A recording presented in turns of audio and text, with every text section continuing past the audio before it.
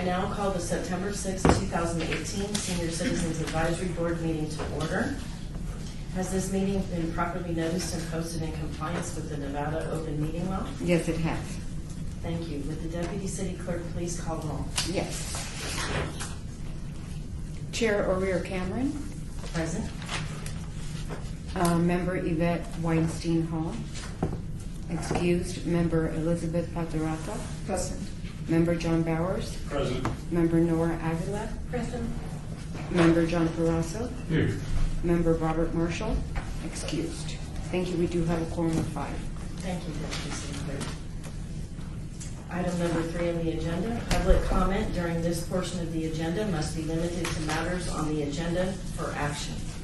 If you wish to be heard, give your name for the record, the amount of discussion, as well as the amount of time any single speaker is allowed may be limited.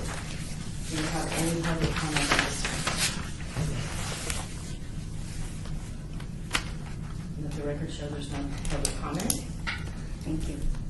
Item number 4, for possible action to approve the final minutes by reference of the regular meeting of July 5th, 2018. Do we have a motion or a correction for the minutes? Member Parazo on page 2 at the bottom, Ward 5, that I mentioned an accident at Green Street in Washington. It's actually F Street. I don't know what I said, but it's F Street. Thank you. We'll review the audio. Okay, the audio will be reviewed so that we can see and update those minutes and show accordingly. Do we have any other corrections or a motion to approve the minutes? Member Parazo, I move the minutes be accepted. All in favor? Yes, I'm in favor. Aye. Any opposed?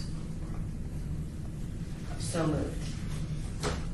Item number 5 on the agenda, presentation by Nina Ten with Spotlight Senior Services regarding services and resources available to the community. You may move forward. Okay. I want to say thank you very much for having us here, both myself and my husband Martin. We are the marketing directors for the Spotlight program here in the Valley for Spotlight Senior Services. We're one of 4 networks in the United States. The Spotlight Guide, Spotlight Senior Services, and Living Options Guide, I'll pass them around,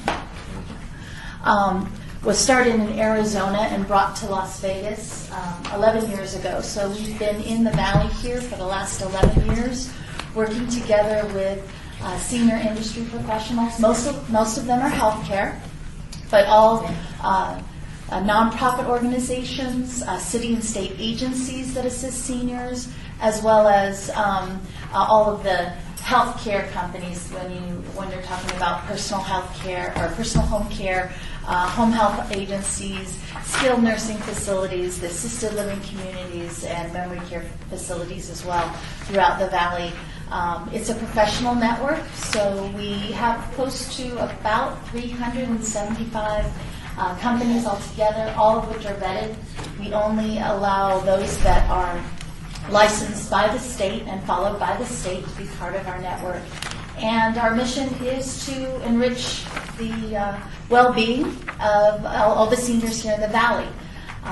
We work together so that we can share our resources, learn more about each other's businesses, and be able to be referral partners for each other. And most importantly, solve problems out there in the city. So, the guide itself is handed out by all the area hospitals here in the Valley. Every single hospital, even the smaller ERs that are popping up at the St. Rose Dominican hospitals are now carrying it as well. We're slowly getting around to all the social workers and care managers that are at the urgent cares as well, because there's quite a few that have popped up in the last year or so. But our goal with the guide is to make sure that those seniors that are looking for resources have one in their hand and can go through it, have licensed providers that and quality health care that they can trust in. Absolutely, and also Chair O'Rear Cameron, can you share also with everyone the events that you do to Oh. help bring it all together? Yes. So we've been running the network for the last 11 years here in the Valley. About 10 years ago, all of our members said, well, why don't we do a health fair and do some sort of community event? And we started doing smaller ones at Heritage Park Senior Facility. We've done them in the Sun City communities as well. And then we decided that our events were getting larger, so large that we had to go to the casino. So we've been doing what's called the Spotlight Spectacular for the last 7 years. We do 2 a year. We do one in March and then another one in October during open enrollment. We work together with our community partners like NV Energy, Palm Mortuary, Humana, Select Health, and healthcare partners who all come on board and help us with doing this large event. It's a resource, a community resource event, completely free. We usually have about 2,500 to 3,000 seniors and their family caregivers that come out for the day. It's always a one-day event. And this year we're doing it on October 19th, and I have some information here. And we usually have about close to 80 to 100 vendors or exhibitors providing resources and services, city and state agencies, obviously Senior Medicare Patrol and SHIP and all of the resources that the state provides are also represented. So those that come, and NV Energy is usually there to help and assist with energy assistance. This year, we're going to have a pill take back, so we're working together with Vegas Metro to make sure that a lot of the seniors and family members that are coming can also have a very safe way of disposing of their unwanted prescriptions in a very safe way. And also it's great community interaction and outreach for Las Vegas Metro as well. Absolutely. And there's entertainment. There's a lot of entertainment. And what we found is that over the years doing this event, the seniors come out because they're looking for events, looking for social connection, looking for entertainment, looking for things to do. And this makes it really simple for them to come out and find resources that they didn't even know that they were looking for. And we get a lot of thank yous at the end of the event as people are walking out with 4 or 5 bags of resources and information that being able to go and see a live 16-piece big band and hear live music, which they haven't heard in many, many years, and just enjoy the day, and it doesn't cost them a thing. And at the same time, we partner with local veterans organizations, and on that day, all the sponsors that participate in this event are giving their money to that nonprofit. And this one is going to be for Life After Active Duty, which is a local nonprofit organization that assists military families as well as veterans who have retired with resources and family support groups, as well as job training and job placement for retired military. And they assist the whole family. So whether they might need some social services or they might need some special mental health issues, that they have anything there, that we can get them special help as well. Part of the sponsorship of our event goes directly to them. And at the same time, we raise funds on that day for the nonprofit. In the past, we've done things with honor flights out of Nevada, and we'll honor the World War II veterans, and they all come. So it's a wonderful event for our community the community of seniors, that is, and their families, to not only get resources, but come together, meet each other, and just be social. Absolutely. Yeah. Chair O'Rear Cameron, I've known Nina for a while, really wanted her to be able to present so that everybody could hear more than just the guide that I passed out last time. Because she and her husband have been so magnificent at growing this and really having a heart for the seniors, not just somebody putting on yet another fair or another safety fair, and I've been involved in all of them. And I love the resources that are there. I mean, if you really need to find something, you're going to find it there as a senior. And it's a beautiful thing, and I'm not sure if you got my message, because I would love to see our presence there as a board, and Nina has so graciously Right. offered. Yeah, we can have a table for you there. I know that you all want to connect with the community. Well, there's going to be 2,000 to 3,000 seniors to connect with. And, you know, we partner also, one of our community partners is Channel 13, KTNV.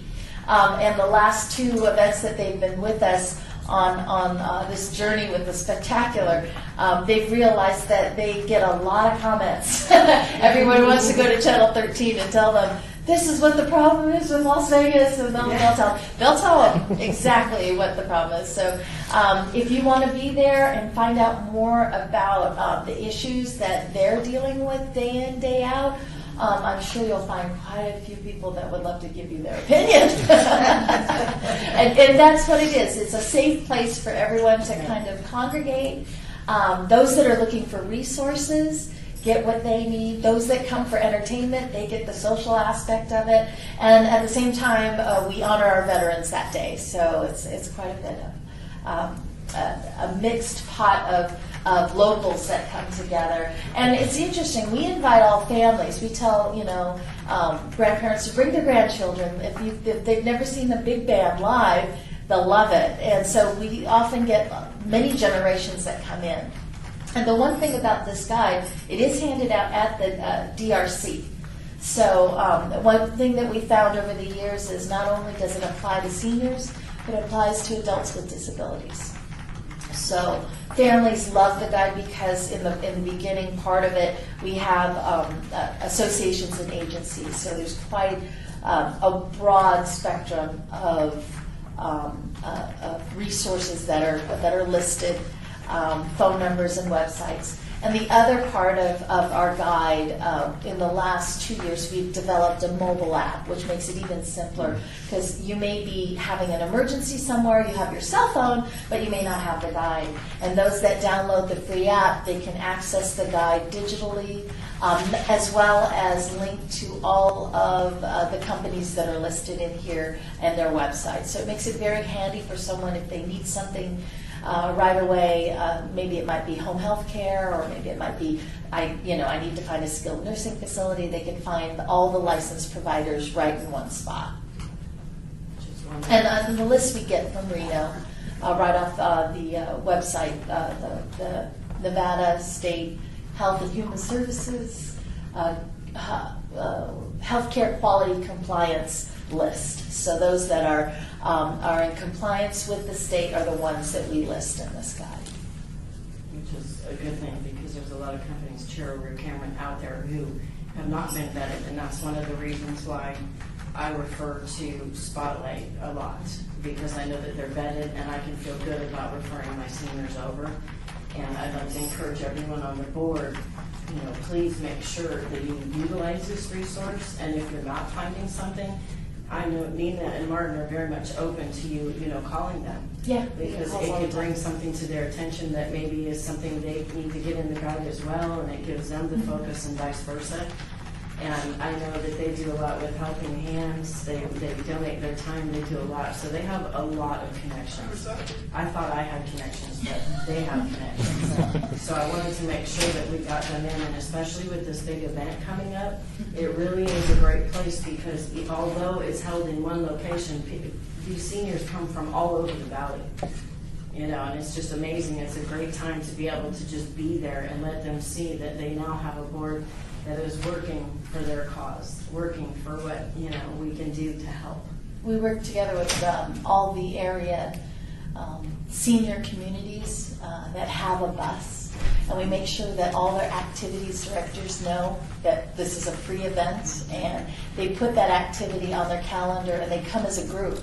So a lot of times friends from one apartment complex will all get together, go on the bus, and come down. So it becomes a very social event, and as however we can assist them in getting what they need and making sure that they're aware of stuff that they weren't aware of before. That's our aim on that day. So and I invite you all to come and whoever I need to connect with, Deanne, just let me know, so that we can have a table reserved for the Senior Advisory Board. We'd love to have you. Absolutely, so we'll need to discuss who can be there that day. And it's a Friday afternoon. It's Friday from 10 to 3 at the Texas Station. We take up the whole conference area, so the Dallas and Houston Ballroom, as well as we're even using the chapel. That's where we're going to do the pill take back. And we'll probably put fire department and Metro in the same area so they can connect with people. That's wonderful. Member Brazo, do the seniors, Las Vegas Senior Centers already have? Yes, we drop them that's probably the only place that you'll find the guides sitting in a stack waiting for a senior to find it. Our marketing is very direct. We make sure that these get in the hands of those that are in our network, that are senior industry related businesses that have the need to and the opportunity to actually hand this guide over to a senior that's looking for resources now.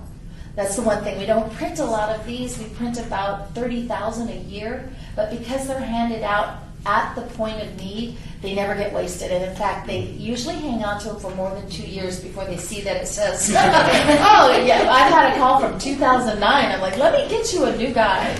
And every time we print, we only print twice a year.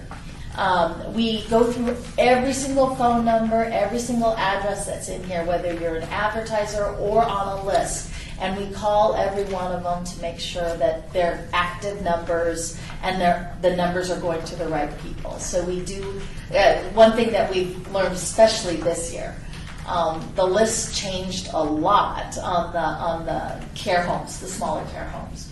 So we do police that as much as we can. We go from the license list, and then we get in contact with people that aren't even on the list, because the state usually takes about 6 months to have you put on the list that actually goes out to everyone on the website. So there's people that are licensed for 6 months and nobody knows about them if you go to that list. So all they have to do is show us their license, that they are active and that they've been seen by the state, and then we add them to the list. So it's the most current list to date whenever we print this. Member Brazo, what's the DRC? Oh, the Desert Regional Center, and that's where those with disabilities, whether you're a small child to adult age, can get resources. That's a state agency. Is that at Jones and Charleston? There is one at Jones and Charleston, but there's also the one that, well, we're parents of an autistic adult, so the one that we go to, there's another DRC where all of the social workers are, and that one is close by to here. It's off of 7th Street in Charleston, and that's where all the social workers and the caseworkers are, and that's where this guide is with them. We take pride in the way that we get this guide out. Of course, we do a lot of working with Channel 13 and the Morning Blend as well. So we get people that call for the guide, that see it on the TV, and we'll mail it right out to them. But other than that, a senior will come across this at a health fair, either one of our licensed providers or one of our network partners, maybe at a booth and have the guide. They are free, so if you see somebody selling these, they shouldn't be selling it. It's a free guide, and that's the way we do it. Member over here, Cameron, what would you say are the most hot issues for the seniors? The needs, Yes. when they call us. This is how you see it all. Number one is transportation, affordable housing. Mostly we get a lot of transportation issues. That's probably the number one thing. And now with Uber and Lyft, it seems to be a little bit better, but again, I'm not that trusting. I don't use Lyft or Uber, but I wonder if there is an opportunity for those that could take advantage of seniors coming on using Lyft. So we tend to frown upon that, and we tell people, listen, get in touch with the personal care agencies. At least we know they're vetted, at least we know if they're followed by the state. And most of the licensed providers, in fact, almost all of them, must have background checks on the people that that go out and assist seniors, whether they're driving them somewhere or if they're just going over to their home to cook a meal, to do their laundry, to help housekeeping. The personal care agencies, almost all of the ones that we deal with, have to do background checks, yeah. So it's a little bit safer. And they do provide transportation to and from, whether it might be the pharmacy or doctor's offices. That's wonderful. Or banks, they'll take them to the bank too. Does anyone have any other questions for Spotlight Senior Services while they're here?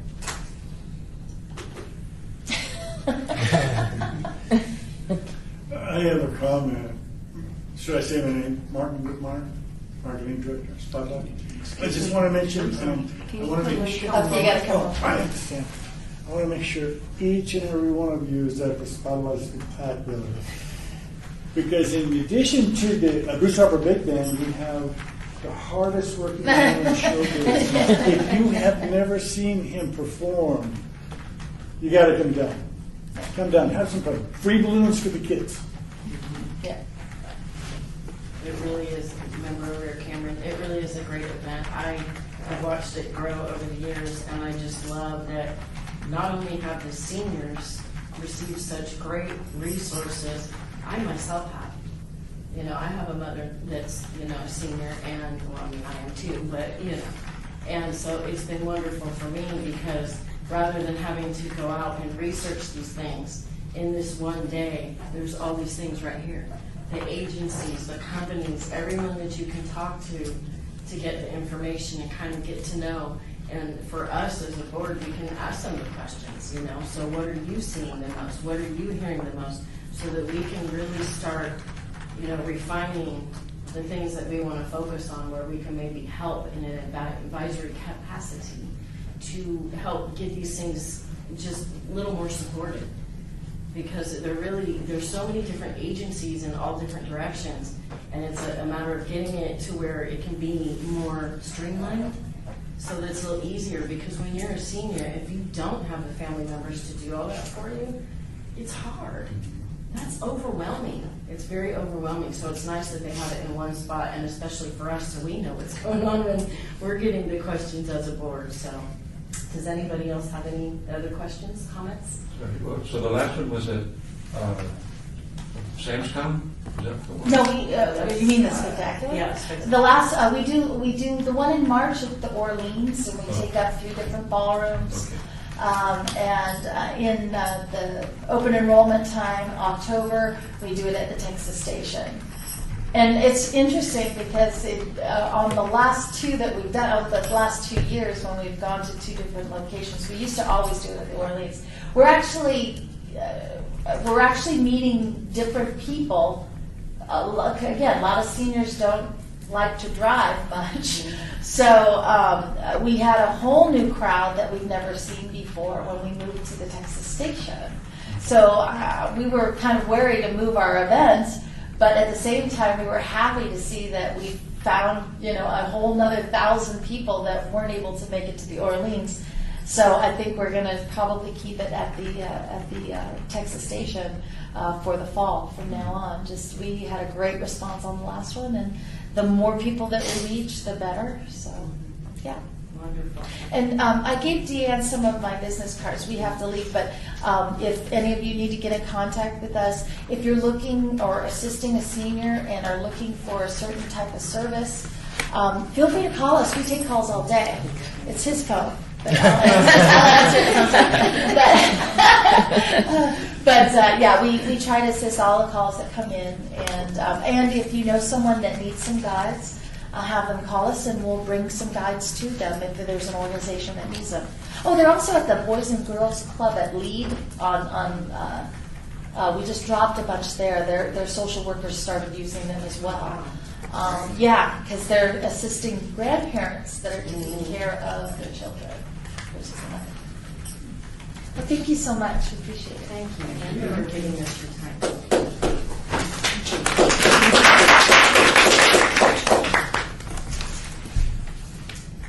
6 on the agenda, discussion for possible action on reports given by board members regarding senior issues within their council wards at large. And John Bowers, your Ward 2. Nothing to report. Thank you. And Nora, Ward 3. Nothing, but I did stop by the East Community Center for the first time, and the seniors are there Monday through Thursday, and they play poker Monday, Wednesday, and Thursday, and bridge on Wednesdays from 11:30 to 3. So I wasn't able to talk to anyone when I was there, but I did bring something. I went back to my previously before here, and I had them order some brochures for me, and it's on security, financial security blanket for them, and elderly abuse. It talks about wills, setting up wills and trusts and stuff like that. So there's some information if you guys want to keep those and maybe give them to your people. But I'll be stopping by after the meeting to have someone for them if they have any problems, if there are no problems or concerns. That's all I have. Thank you, Laura. Ward 4, myself, Mayor Deanna Lear Cameron. I was not able to make it to several of the events that they had.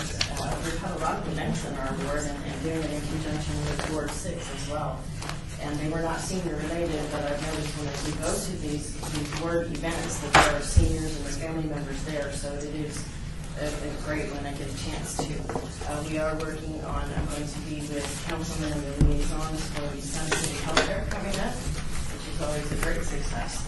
So we're going to do that, and we have several other things coming up that we are working on together to reach our seniors, and I'm helping put together some discussions and things coming up in Sun City, especially with open enrollment coming up on us. And then also just would like to bring up once again the offer for the table. While it's during my time, I would like to try to find a way that we can work together to figure out who can be there, because I think it would be a really great jump start for all of us to be there, see us, and maybe even Gregory and Colleen or someone from the office there could join us, and any information that you have, and I'm not sure, like about a tablecloth. If there's like a city tablecloth that we can have, and then that way we can introduce ourselves, and especially if as we're talking to them, we find out they're in our board. That would be, I just think, a wonderful way for us to get some introductions and to hear what their needs are. Once again, you don't know their needs until you hear it. And I do want to say, be prepared, you will hear a lot of things. But just take note of the things that you can tell are the most important, or what you're hearing the most of. So once again, we can streamline and see what their needs are and what we can do as a board to help with these needs, anything that we can do to advise our own wards. Because when we go back to our council people, we really want to connect with them on what we're hearing. And if you're having a hard time connecting with your particular council person, my advice is just be there. Be at the events. Call them. Make sure that you keep calling them. They're very busy. I know even with mine, I have a great rapport with them. But sometimes it's hard for them to get a hold of me. It's hard for me to get a hold of them. And so it seems like the events are the wonderful place, whether it's the coffees or a community event that they're doing in their ward. It seems to really work well, because then we get that little bit of time that we can discuss and make our plan for the next meeting when we get to talk. And I usually don't have to come to this building a lot to talk to them. I usually talk to them while they're out in the field. Great place to catch them. They can't run. I'm just kidding. And that's it for my word for today. And we have Ward 5, John Peraza. Yeah, Member Peraza, I met with my councilman at the Canadian Creek Brewery at his community meeting. We just meet and greet, hello. And he said, I'd like to spend some more time with you, get on the calendar. So I called the office and I've set an appointment for in October, I think it's October 9th.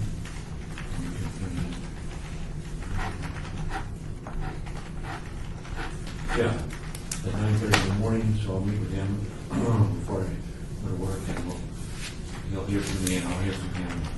So that's my councilman. I had sent some things in. I thought they were going to be available, but I didn't see them on the agenda for my report.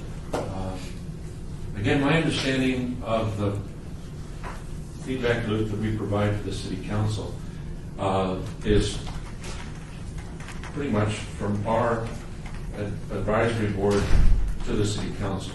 Where we get information is up to us. So we've got the financial sector, we've got the business sector, we've got the healthcare sector, the gaming sector, I don't know, education sector. But where we have our fingers is pretty specific to where we are. The one instrument that I keep coming back to is the community survey. And I feel like that gives across the board, across the wards, across the ages, information. And so I've been going through and just gone to the first question and did proper statistics on is there a difference between the seniors and the rest of the population in terms of how they responded. And in all but 3 of the areas, the seniors, yes, came out above everybody else. So it can be generally summarized that seniors have a higher opinion of the city and the government than the rest of the population. So if you hear a complaint from a senior, I think that weighs more than, and if you hear a compliment from someone who's under 55, I think that should weigh more as well. So I thought that this was available, but I didn't see it, so I'll submit it again. It just is a bunch of numbers, but it is proper statistics that show that the seniors do have a higher opinion of the city services. So the next step was to look at which 4 major categories of senior services. This is the survey, Las Vegas Community Survey.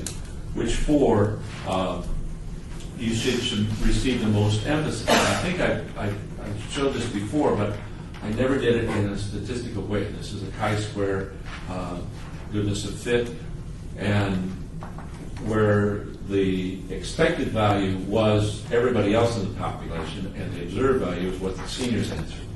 And they put at the top of their list, number 15, the overall quality of Metropolitan Police Services.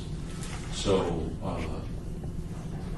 from there, I went to question 10, which is feeling of safety. On a scale of 1 to 5, where 5 means very safe, 1 means unsafe, please rate how you feel. I haven't finished that. I hope to be finished with that by next meeting. So that's still in the works. When I met with the Deerfield Senior Center, and they were talking about, what do you get every day? And they said, well, we get a lot of, I need help with this, I need help with this, and that's where I think those booklets were so helpful that they really can fill the gaps. And I came away from that. I thought, but still, there's gaps between the gaps.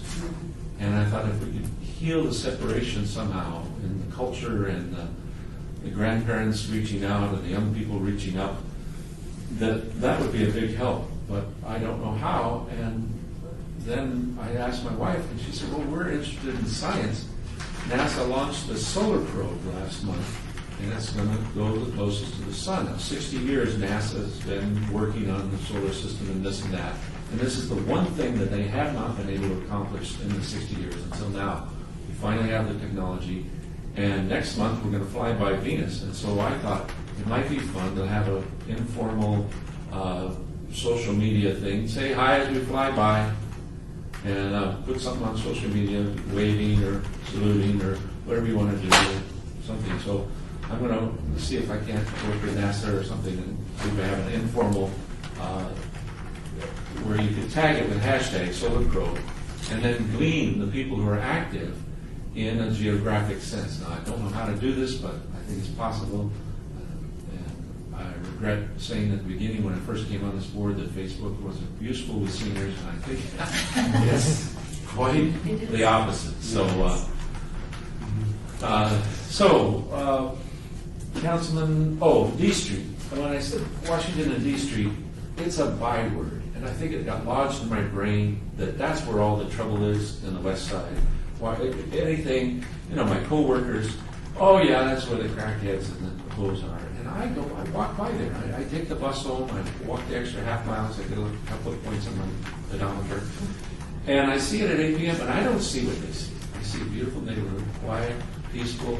The historic West Side School is beautifully redeveloped. At night, just glows with the lights they've done.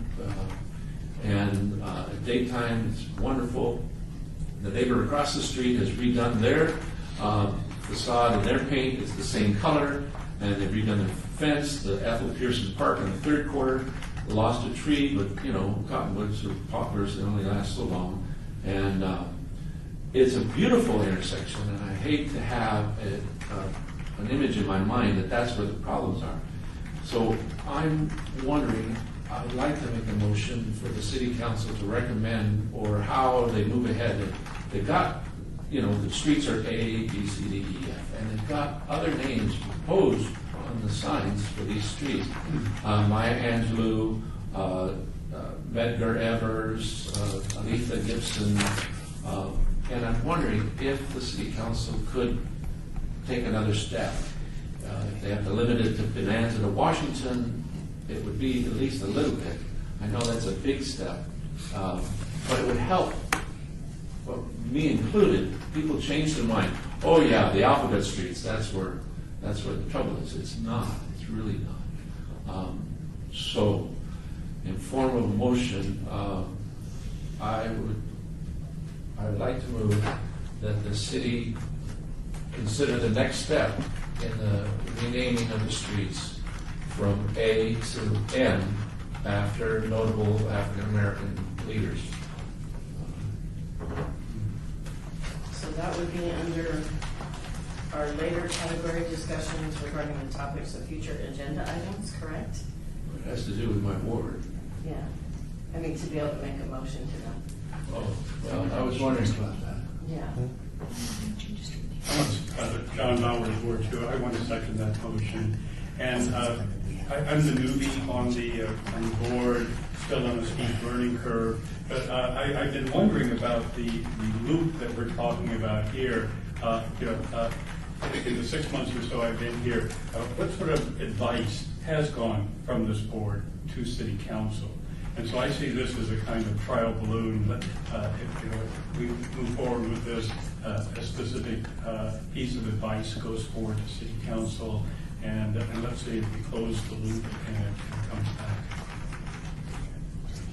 Okay, we'll take that into account under item 10 for future items that we would add to the agenda to see how we would proceed forward to be able to take it.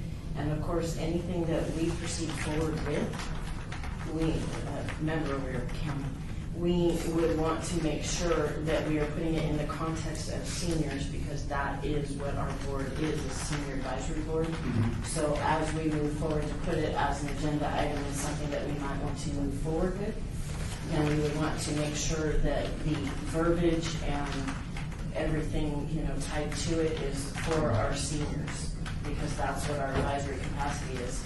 If it's for, strictly the streets, that would be actually a different committee meeting. So we want to make sure that we take that under advisement as we're putting this together, how it would affect the seniors, impact the seniors, that type of thing, to be able to move forward with it. Am I correct, Val? That's a decent approach. I think technically it's agended where a motion like that could be made, but I agree that it kind of comes as a surprise to the board members, and it also comes without a connection to senior issues. There may well be one, but it's not immediately apparent. So I think maybe that's a good idea to put it on a future agenda. And John Bowers, Ward 2 again. Just point of information, how much lead time? I suppose, if there was a motion, there would have to be opportunity for public comment. Is that how that works? This board has two public comment periods, one at the beginning, one at the end.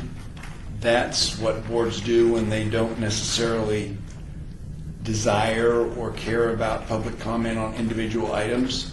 It would be up to the chair, the way we're agended here, to allow public comment on a particular item because it's not necessarily a public hearing item for the board to make a motion.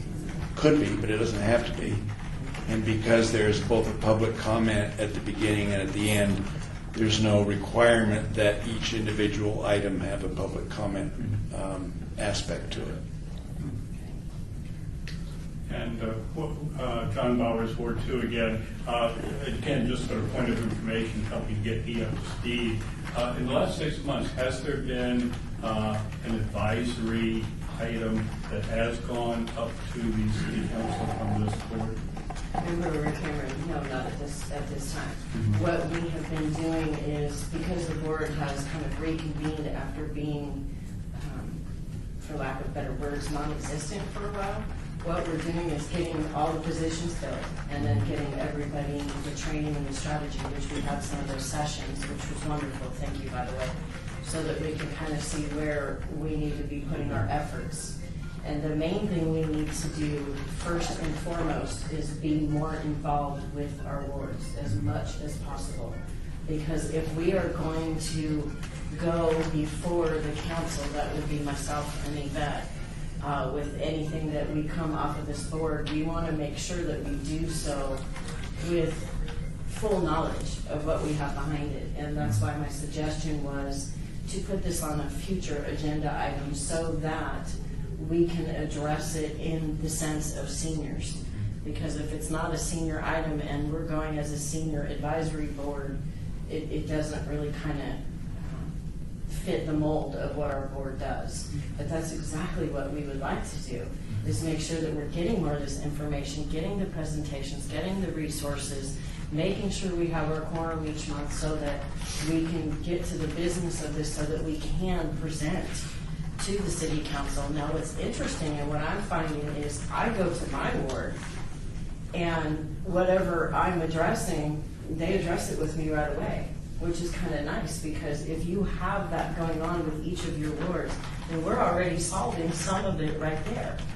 So it won't always need to go to the city council because our first step in that loop is our council people that we're with. So if we're all diligently working towards that same goal of what we're talking about here, what we're discussing here, take it back to our wards, see what we can do with our individual council people. To me, in what I'm thinking is that might even help carry more weight if we do need to take it to an actual council meeting, because we've already addressed it with our individual council people. And that might actually make things go a little bit smoother. So I think that's the key right now moving forward, is all of us just getting that great relationship with our wards, whether that be, the council people, the liaisons mostly because they're the backbone, right? Let's face it, they're the ones that are backbone. And then also the people in your ward. They need to know you exist. Your seniors need to know that you exist and that you want to hear about what's going on so that we can bring it back to the board and discuss it as a whole of what we're hearing together. And then from there, take it to that next step, if need be, to an actual city council meeting for any kind of change that might be necessary. And also, to piggyback on the Facebook, I had reached out, we talked about it at a prior meeting. I reached out to Carmen Bates, the former chair, and she really didn't know how to change administration or change anything on it. And she just said maybe you or I could do it. So what I did, because I manage a lot of pages, including the Seniors in Law Enforcement Together one, I went to Facebook and was trying to get it changed so that we can figure all this out. But when it comes to pages, that doesn't happen. If that admin doesn't go in there and add someone else as an admin or do any of it, then it just doesn't happen. They don't do that. Facebook does not do it. So what I did is started another page, just because I wanted to see what would happen, what it would look like. So I can show that to you. I don't have it published yet so that we can see, but I am not going to be the only person on this right now. I'm a busy gal. Definitely would like somebody from the city on that page so that they can oversee. And I've set some of the securities on it tight, but what was funny is I'm already getting messages from seniors. And I just did this like a week ago. Gregory Gray, Office of Community Services. Yes. That's something we should probably discuss with our communications team, Yes. seeing as it is going to be a part of the city of Las Vegas, so they may have some requirements Yes. in regards to that. So we would definitely want it to be linked to the city of Las Vegas, so that way it keeps people from just making random senior advisory board Exactly. pages. So that's something we can definitely discuss. I have no issues with monitoring it and getting the messages. So I think that's a great idea. Wonderful. I would remember over Cameron, I would really appreciate definitely the contacts on that so I can just give it over to somebody. I mean, if I need to be involved, that's fine because, you know, it's okay, but I would like to be able to see it. And exactly like what John also said, those seniors are on Facebook. I mean, that was amazing to me how fast. They're on my Facebook all over the place. But I could not believe how fast somebody, you know, it was just kind of, to be honest, it was like political stuff, but, you know, you're seeing what's in their mind right off the bat. You're seeing what they're concerned with. And that's, I mean, if that's a vehicle where we can get more information, I think it would be wonderful. Because a lot of them are shut-ins, and that's all they're doing. Social media, they're just kind of sitting there isolated. So why not reach them any way we can? Because that was also brought up at our last meeting, our last regular meeting in July. Elizabeth had brought that up about, you know, what about these people that are isolated and shut in? So what a great way to reach them because they are there. So any help that you can give, Gregory, I'd really appreciate it. I was just testing the waters to see if we could do that and what to do about the situation we had from the last time we discussed it on the board with the Facebook page. So please don't keep me on it. Kind of see what would happen to test the waters, and yeah, it's a great place. It's a really great place. Yeah. So, Member Franz was just wrapping up. If I could be on the phone with Carmen, I could walk her through that. We could do it, you know, together. But I don't have any information. Yeah. I had written, April, I think I'd written you about connecting with somebody in the city regarding the data portal, setting up some kind of dashboard where these things I've been doing with the community survey would be generalized. If anybody could do it. I don't know who to talk to in that. So if that question can be answered, get back to me at any time. I'd appreciate following up. Gregory Gray, Office of Community Services. We are currently talking about putting systems in place. City Council requested what you're talking about, a dashboard, so they're able to see certain demographics in their area regarding their wards. So that's something that's in development. So as we get more progress updates on that, because it's still in talks, I'll let you know what's going on. Okay? Thank you very much. No problem. That's all I have. Member Elizabeth. Member Elizabeth Petherton, Ward 6.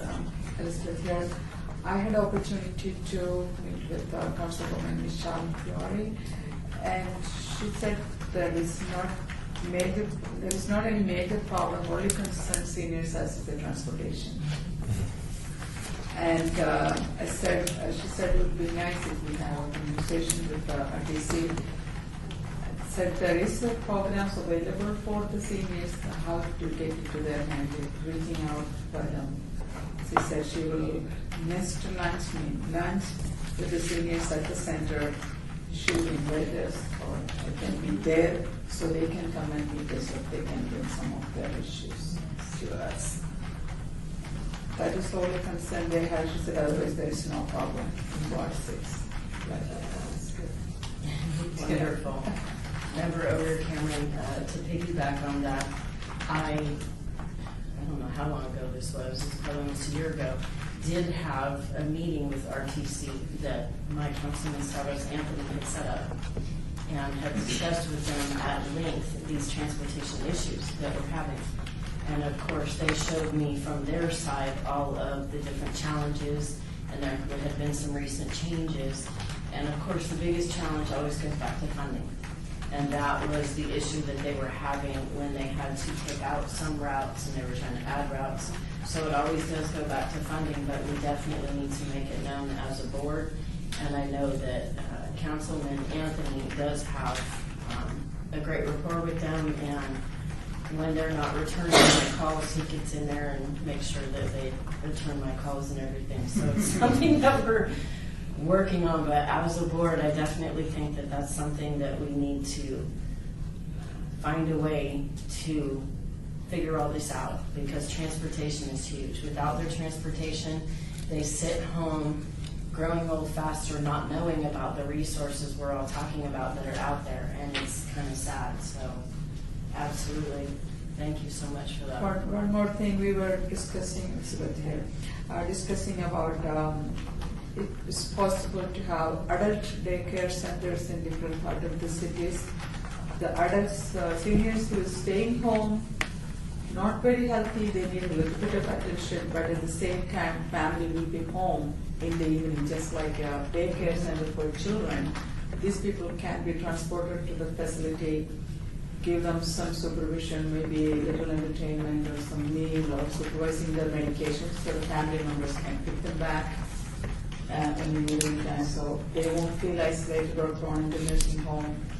And the family won't feel guilty. Most of the families feel guilty for dropping their family members in the nursing home and say, okay, we have to drop because we can't take care. So she said, well, that's a good idea. We had to think about it. So if anybody has any, and so different part of the city, if we have one, I don't know whether it can be run by the city or individuals or something. She said, yeah, we don't have one, we should build one. But my mother will be there. Yeah, it's like, everybody having, I'm afraid to leave my 82-year-old mom in the house alone. Yeah. If there is a place, somebody can be dropped and bring home in the evening. That is something we talked about. So. Member O'Rear Cameron, we do have several adult daycare centers here, and there is, I think, more than one that actually does have contracts with RTC and picking them up.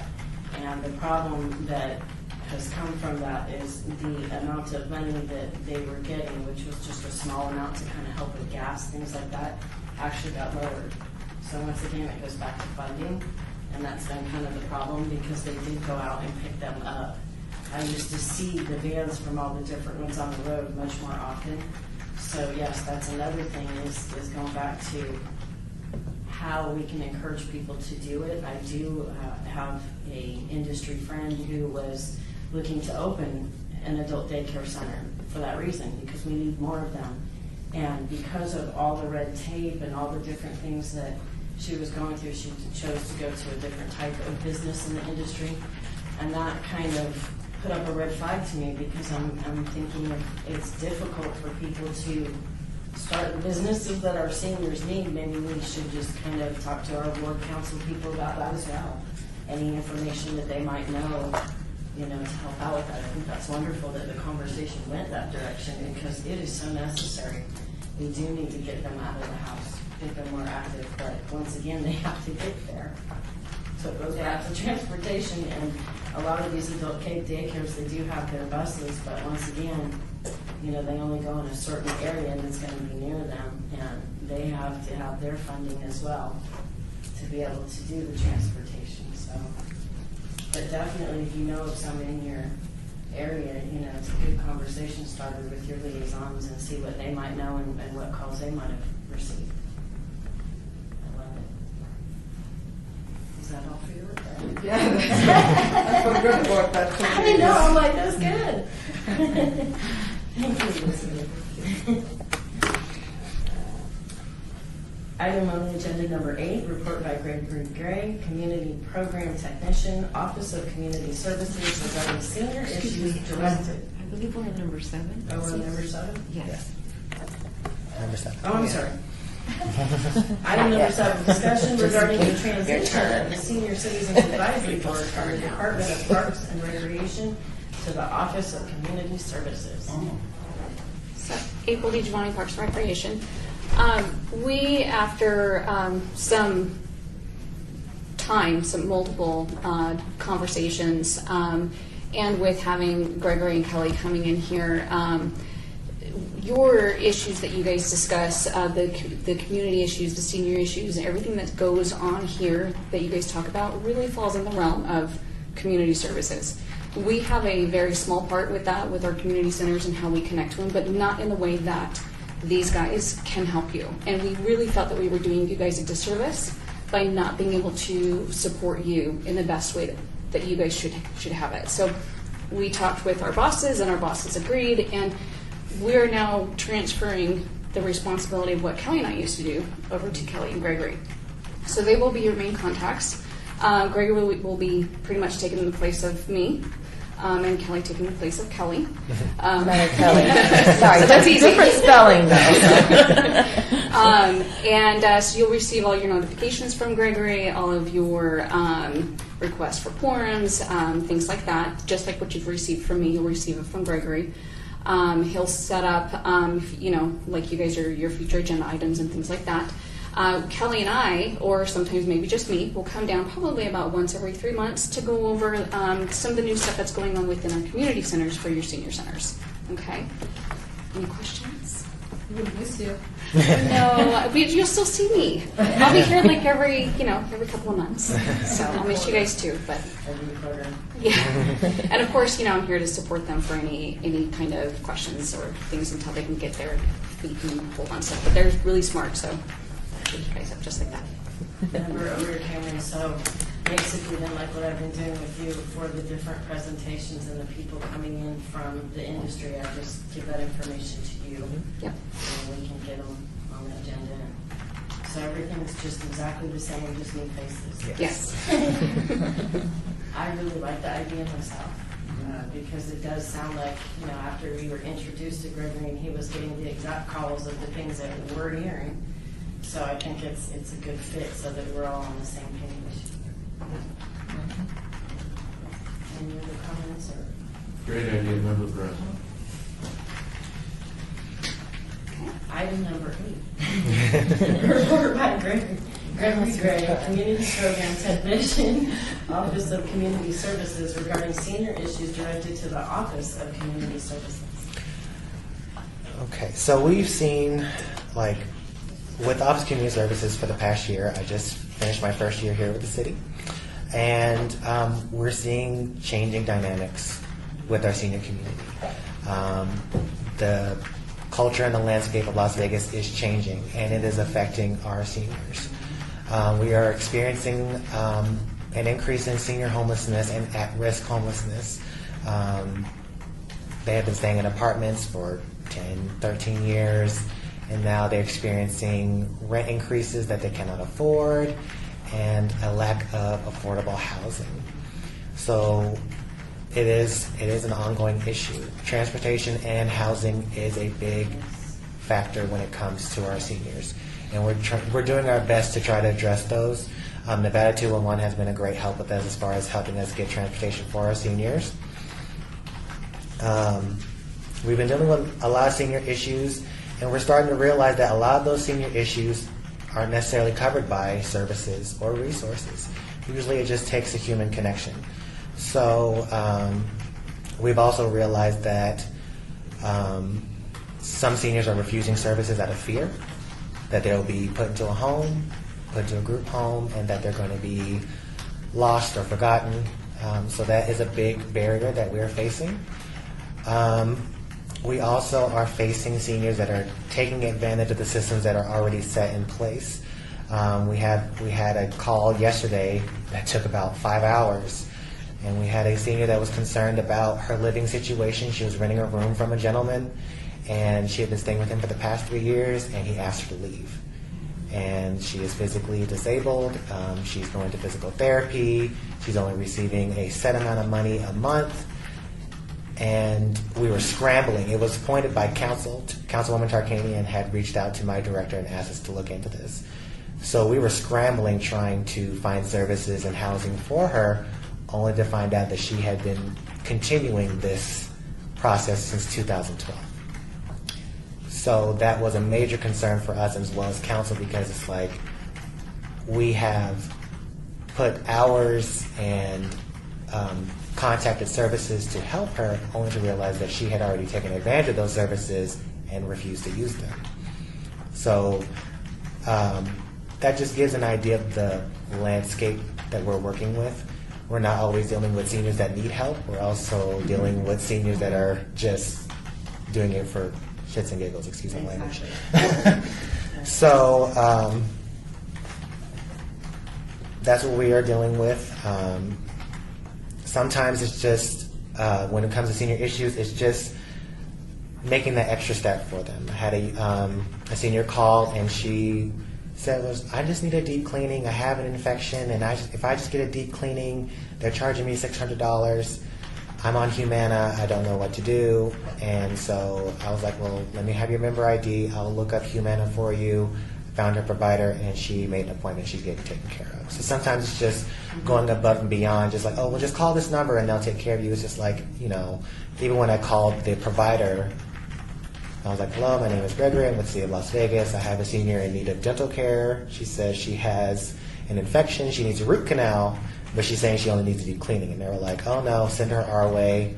We'll take care of her, get her a free consultation, and we'll work out a payment arrangement for her because she was afraid of the cost. So they were working with her, and she made her appointment, and she's fine. But sometimes it's just taking that extra step and, making that call for them, because the barrier of fear was, I can't afford it, and it's going to get worse. And if I can just pay the cheap side and get the deep cleaning, then maybe that'll take care of the problem, when that necessarily wasn't the case. I made it a point to meet with all of our senior coordinators in our senior centers to let them know that the Office of Community Services is available to them as a resource, and determining the needs and of our senior population in the community centers. We're trying to address the isolation and the shut-ins of seniors. There may be some grant opportunities available for us, to where we can address, maybe if they're unable to leave their home, maybe there's a technology option that we can approach to get them involved, at least with our community center, to connect with seniors in that way. So I had a great time with all the senior coordinators. They are very open to new ideas, to helping our seniors. We will be attending the events that they have, so we will be there. I recently went to an Elder Care Summit in Lake Tahoe, and it was very disheartening to hear that these issues are not just in Las Vegas. They are across southern and northern Nevada. One issue that we are facing is that Nevada is the leading state when it comes to bacterial resistance to antibiotics. So that is a major concern for our medical community, because we also have an issue with discharge policy within our hospitals. We have heard horror stories of seniors being discharged inappropriately and being sent to homeless shelters or a courtyard, still sick with these infections and possibly getting other people sick and not being able to treat it with antibiotics. So it is something that they are looking into. They want a stewardship here in Nevada to address those issues, because it is in line with the opioid epidemic that is going on. So that was an area of concern for me, and it's hopefully that's something we can address.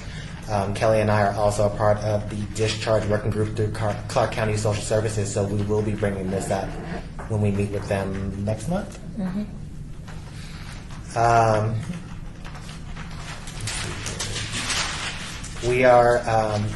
Our director tasked us with community engagement, and that includes senior community engagement.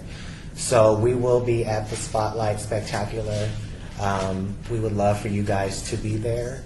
We would love to have your presence when these events arise, because it's very important. Just like we want our council members involved in our events, we want our senior advisory board involved in these events as well, because they know that they have a voice.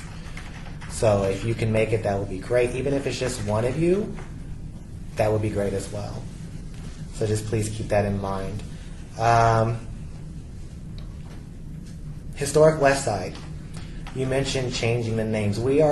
Kelly is currently working on the neighborhood revitalization strategy area for the Historic West Side. And part of one of the suggestions we did make to our director was changing the street names to the names that are already under the signs, to give a new feel to the Historic West Side, and to get away from that stigma. So just know that that is our thought process, and that we are definitely looking into that. So just wanted to address that. And I think that's it. Any questions? Yes. Member Elizabeth, I have a comment about the infection what is happening. I'm a registered nurse at the University Medical Center. One issue is that normally we don't send anybody with an open wound or anything to a shelter. That's a no-no. They won't take it. But if we're sending them with a prescription of medication, they don't complete it or they don't take it, then it's becoming an resistance problem, and that is ongoing. And it's very limited resources from one end to the other end to supervise these people, whether they're taking it or not. Right. So I was wondering if there is a chance as a social service or any healthcare providers are available at the shelters or places these people are going, follow these people and see whether they're taking the medication or they're filling up the prescription. Sometimes we give the prescription, they go out, do not take the medication, they just take. So that is a big problem. We face it and they come back with worse infection. They come back Right. and sepsis and all those things are happening. Right. So what can we link or how can we help, especially if they're going out to the shelters?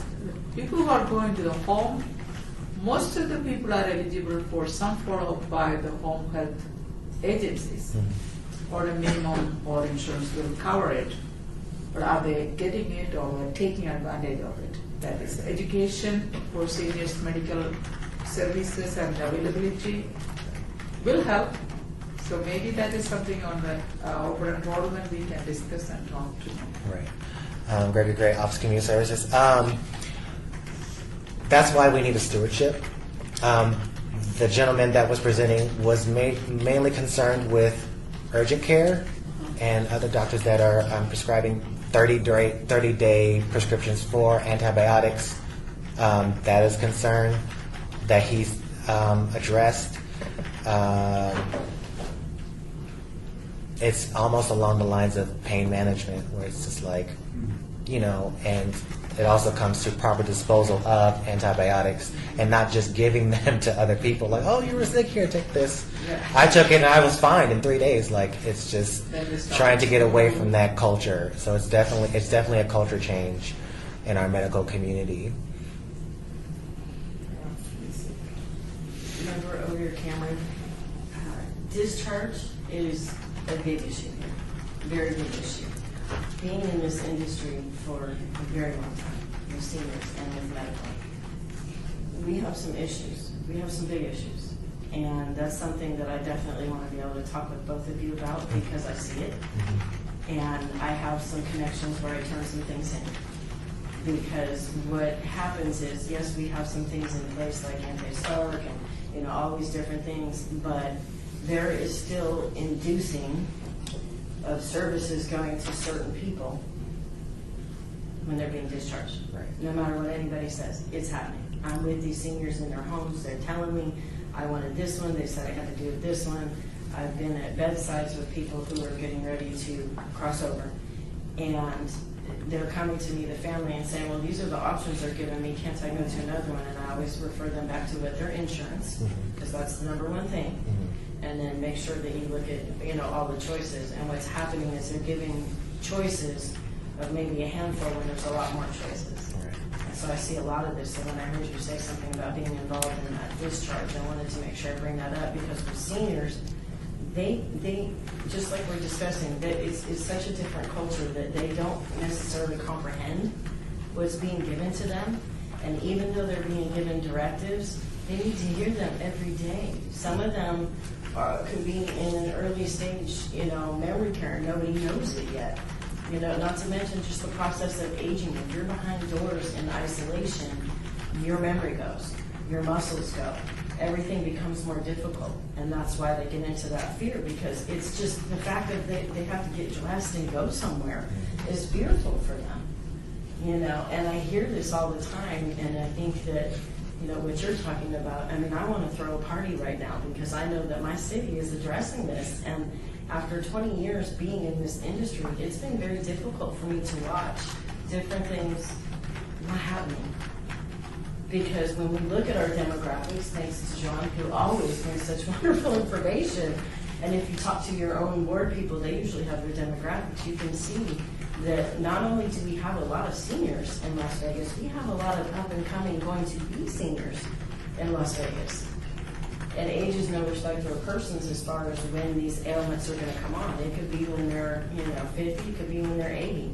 And the further along that they get with these things, it's harder for them. And at discharge time, they're confused.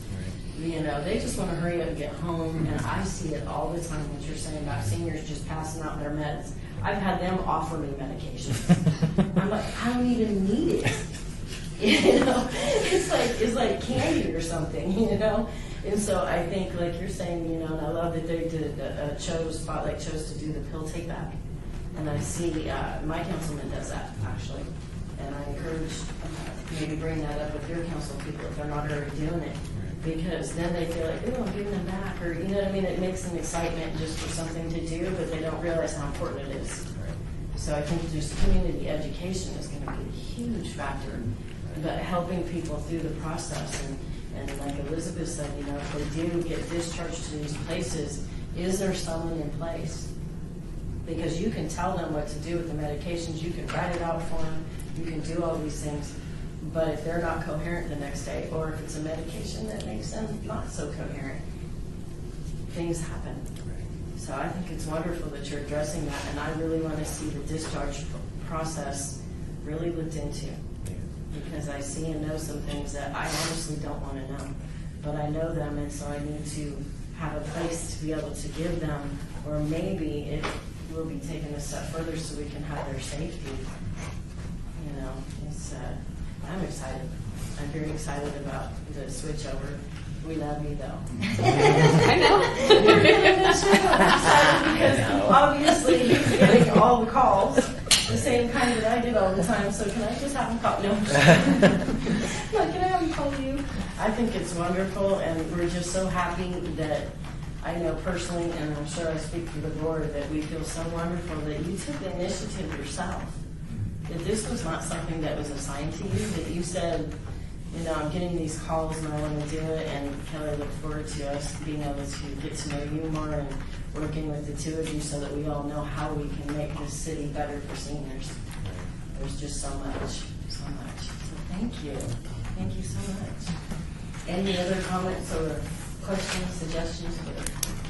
Yeah, Member Peraza, I met State Senator Moses Dennis at the councilman meeting, and he had mentioned to me about a silver hair forum that he had just come back from the state sponsor. I looked it up on the web, and it seemed like the last report they had there was 2016, and I didn't know if that's what you went to in Tahoe. No, if you probably knew about it, or how do I connect with them?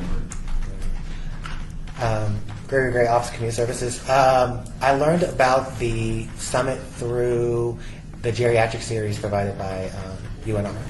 So that was, we had been going to a number of classes there, learning how to better connect with our seniors.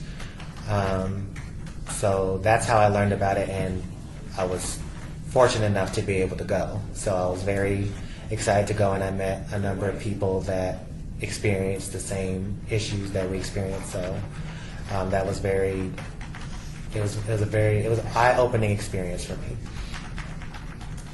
Also to address the homeless shelters that the seniors are being discharged to, we're also starting to see that homeless shelters have a number of barriers in place.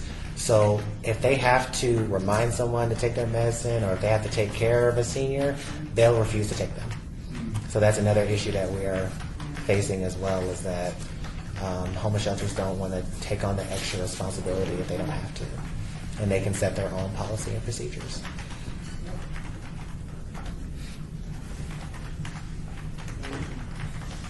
Does anyone have any other questions for Gregory or County, or any comments, suggestions?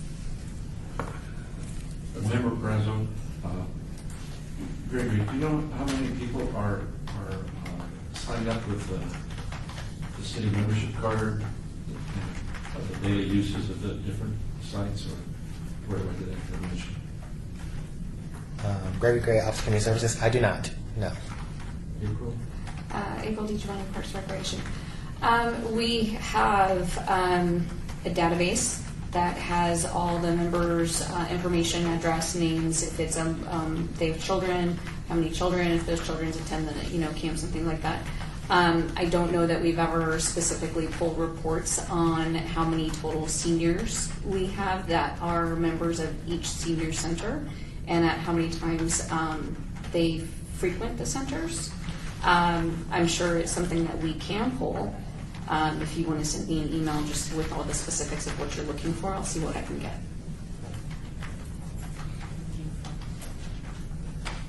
One more thing, Gregory Gray, Office of Community Services. We recently met with one of the senior coordinators, and they are looking to do a senior summit next year. We are currently discussing the logistics on how we could do that and resources and speakers that we can get for that event. And we're looking at August of next year, so please save that date. We would love for you to be in attendance, so that way I can meet you. Remember over here, Cameron, is this a senior summit for the actual seniors themselves? August is a tough month to get seniors out. Very hot. Because then, that's why she changed hers. Because that's what we were noticing with the numbers, with all the things that I do with seniors and law enforcement, together council, all those, we've actually had to back a lot of our events out of the summer for that reason. Just a suggestion. I mean, they may, when they see it's city involved, maybe they'll come out, but when it's really hot and it's hard on them, very hard. Gregory Office of Community Services. It's supposed to be August 21st, which is Senior Citizens Day. Mm-hmm. Yes. And it'll be in the morning when it's cooler, and it will be inside. So we had discussed those logistics as well. So we're definitely keeping that in mind. Wonderful.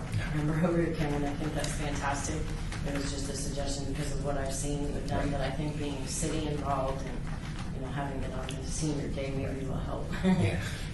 Plus, if they know they're going to get something, that's, seniors just love goodies. So if they have some motivation, they'll usually work their way out. Does anybody have any other questions for Gregory? Okay. Item number 9, report by, I see Kelly's not here, so it was April doing the report. Okay. Report by April DiGiovanni.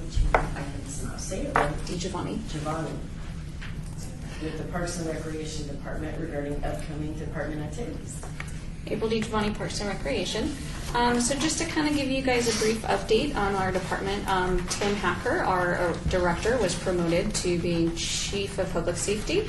So now Maggie Plaster is our acting director, and hopefully when they do the recruitment, she will become our official director. So we've had a little bit of shift going on in management. We'll continue to having things change, but that should never affect anything that our seniors or our participants should feel.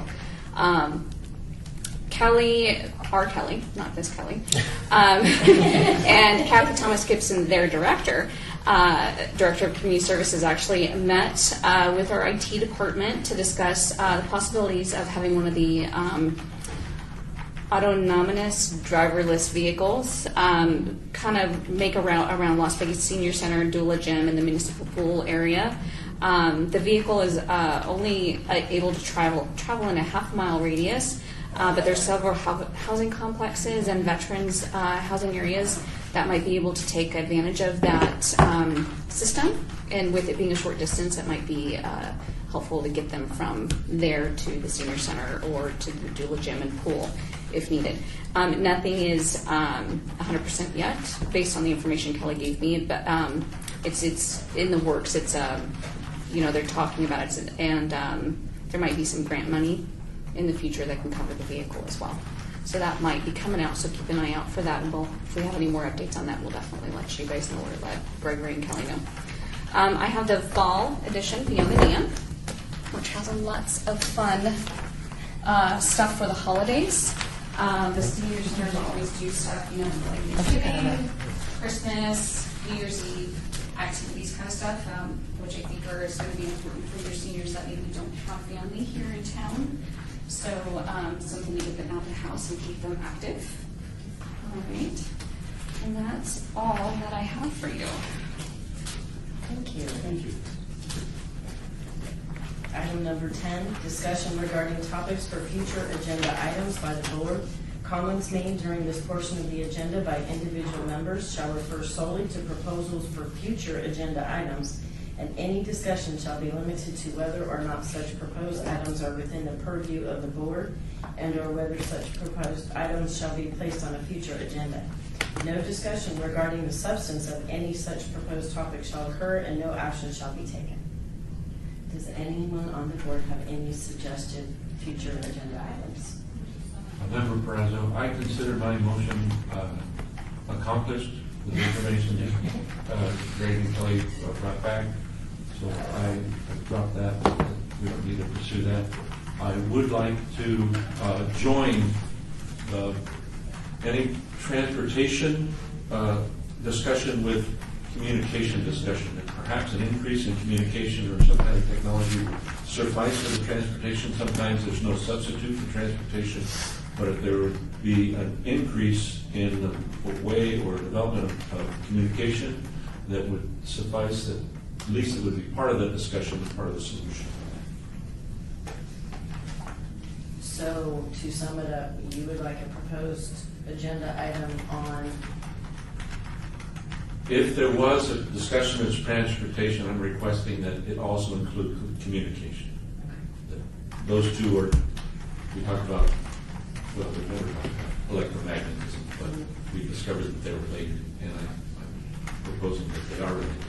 Transportation and communication are related, and that solving one might solve the other. so for the future agenda topic, it would be basically transportation and communications together. So noted. Does anyone else have a future agenda item? Member Elizabeth, I was wondering if we can put a box in each senior citizen center from our board, so that if they have any concerns or requests or suggestions, we can take it, even though we are not able to meet them personally on a daily basis.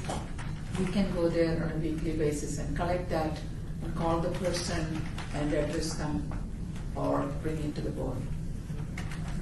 Suggestion box from our board. April DiGiovanni, Parks and Recreation. I'll run that through our management and see what their thoughts are, and let Gregory and them know as far as, we have other boxes that are geared towards customer service, so I don't see why not. But it is also availability in the center and making sure that, I know that they've got counter space and whatnot, but we want to make sure management is okay with that. We have a specific, we'll have to make sure the forms are very specific to the city's seal and branding and stuff like that. So but I will look into that for you guys and let you know. That answers my concern. I'm trying to fill out this loops and things, and that would definitely fill a need on the backside of us getting information and getting. Appreciate that. Thank you. Member Over Cameron, on that note, I have another copy. I know I gave it out before. This is what we're using for Ward 4.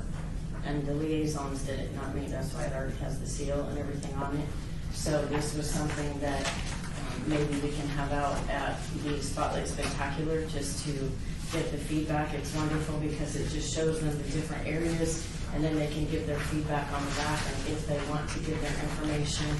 And I'm not really sure if we did it as a board where it would go. I know obviously this goes to the ward, but then they keep me completely involved in the loop. In fact, many of their senior questions come over to me, actually, which is wonderful, so that I can help out, unless it's something that of course warrants councilmen to be involved. So I can pass these around. Again, this is the one that we're using,